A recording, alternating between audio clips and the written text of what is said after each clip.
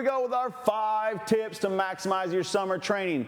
Again, a lot of people will put in the time and the effort in the weight room, but it changes during our summer training. I want to give you guys 5 tips that's going to maximize your gains, maximize that lean muscle growth, and give you guys the performance advantage you want going into the fall season.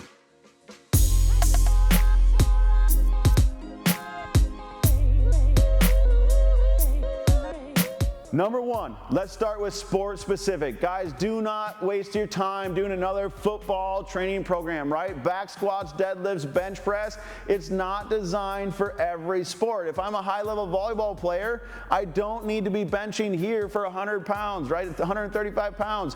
I need to be capitalizing my power up here. I need to be working on my explosive ability to jump up. If I'm a wrestler, I need to be able to finish my shots from here. I'm not gonna be in a squat right here trying to pick somebody up. That's not our sport. So don't waste your time doing another traditional lifting program at the high school.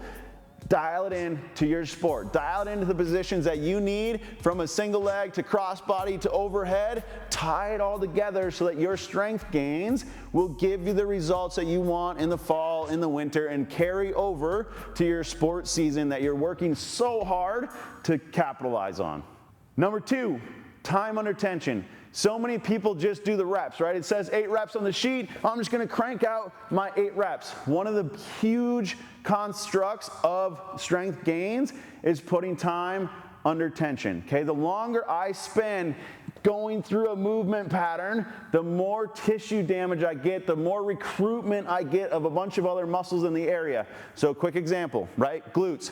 If I just work on my glutes, and I can rep it out, no problem, but the slower I go, the more muscle damage I get in that area, the more recruitment I get of my glute max, glute med, glute min, my quad, my hammies.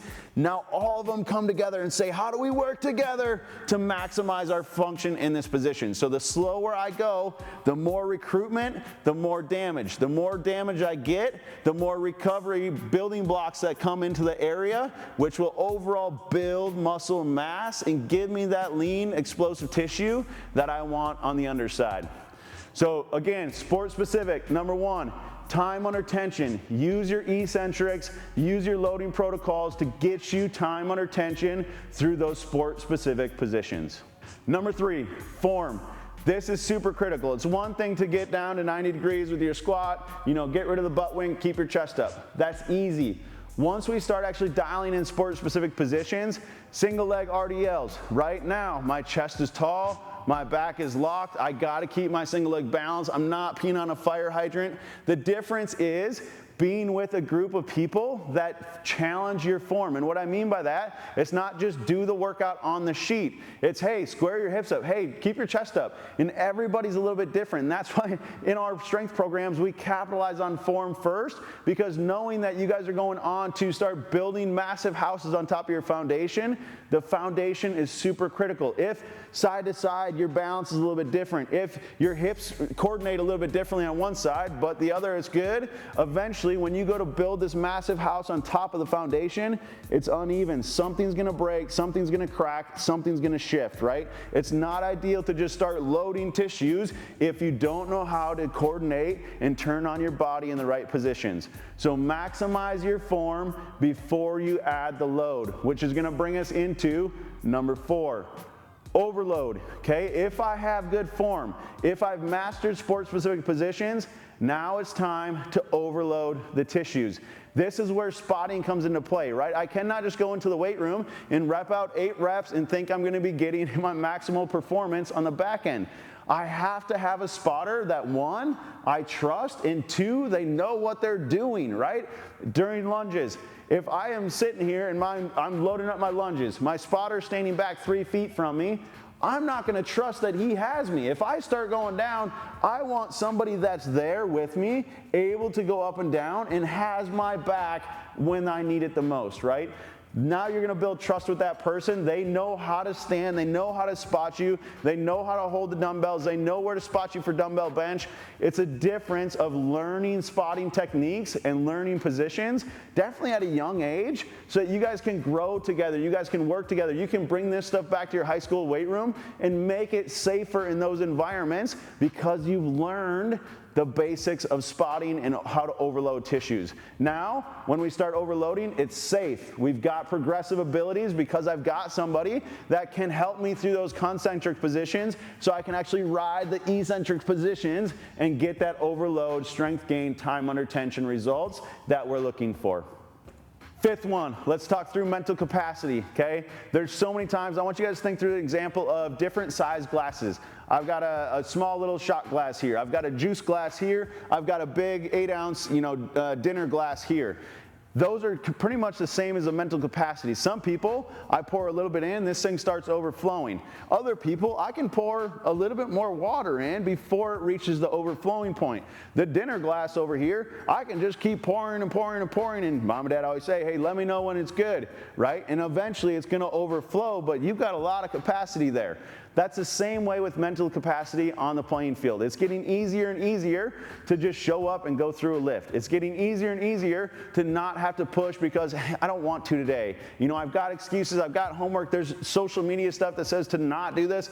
It's hard, man, and to get in a mental capacity state, to push your limits and get around people that actually push you versus try to pull you down to their level, it's hard, and that's what we specialize in. We take the best kids from every sport in the area, and we put them into one room, and we push the capacity of your mind, right? It's gonna be hard. You're gonna break. We're gonna have to work together to overcome obstacles. Like, you guys are gonna push the limits. If I go harder, you next to me are gonna automatically go harder. If I go easier and I'm like, dude, just quit going so hard, you're gonna have the tendency to pull down to my level. Surround yourself with people, do challenges, do things that you don't think are necessarily possible.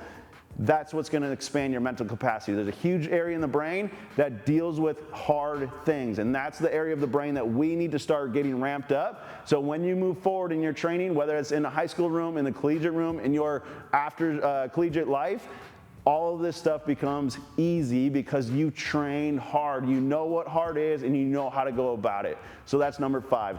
I'm gonna throw in one bonus thing for you guys. This is huge to me and it's near and dear to my heart. Leadership, okay? Don't just go through life following others and not leading the way. Leadership 101 is hard. Definitely as competitive athletes, it's hard for us to ask for help.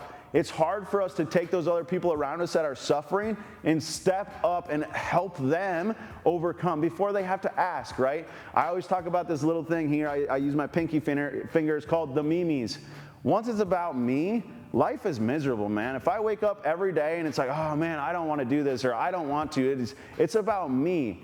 But when I show up to a room full of people that have my back and they expect me to be like, hey, yo, let's do this thing, right? And they bring that energy and I got to step up. Now it's not about me anymore. It's a lot harder for me to quit when I know my buddy over here is suffering and he needs my help, right? It's a lot harder for me to quit when 5 people are like, hey, dude, where were you the other day, right? When they've got my back and they step me up to the plate, I don't have another choice to instill leadership principles within my own life.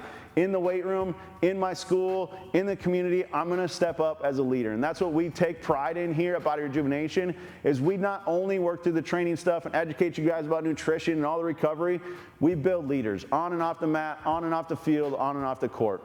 Guys, jump in, get after this stuff. If you haven't experienced one of our classes, try one. It's free. Jump into a class, experience the difference between high-level performance training and your traditional school programs over here. There's a big gap. Let us close that for you. Jump in. It's free. We'll see you guys on the inside. Have a great time. Maximize your summer training.